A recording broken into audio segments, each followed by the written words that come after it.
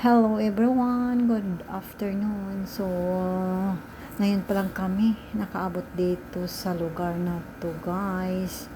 Yung Enchanted River sa Hinatuan, Surigao del Sur. So, ayan, si Habibi, ang layo-layo pala ng parking area, nandun sa taas ng bundok.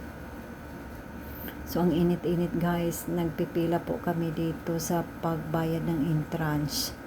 Yun.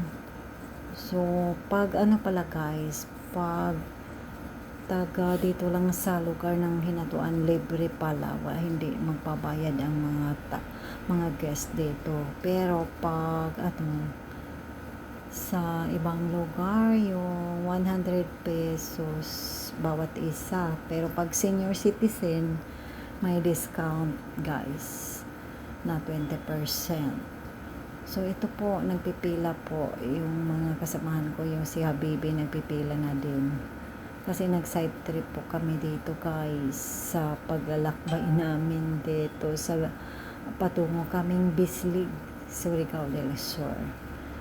So, gusto namin na makikita guys dito kung ano ng kaibahan. So, kasi 2 times na po kaming nakapunta dito guys. So, sa ngayon, so makikita namin ang dami ng development nila guys. Magaganda na po ang kanilang lugar. At may na guys, may kaibahan na sa pagpunta po namin noon. So, ito na po guys. Yan. So, ang dami-daming tourist dito guys para visit po dito na sa Enchanted River. So, malayo pa guys, sasakay pa kami ng nila guys. Yung car nila maghahakot ng mga turista to Enchanted River. So, pwede naman din maglalakad guys patungo doon. It's about siguro mga mga 100 meters away from here to Enchanted River.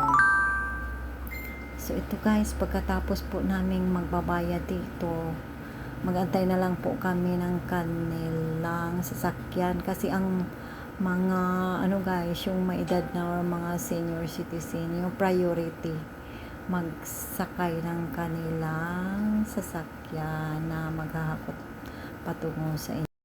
So, ito na po guys, naglilista na po kami ng mga pangalan namin. At saka pagkatapos may tatak na po kami guys.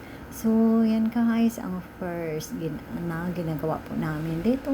So, thank you for watching my video guys. God bless.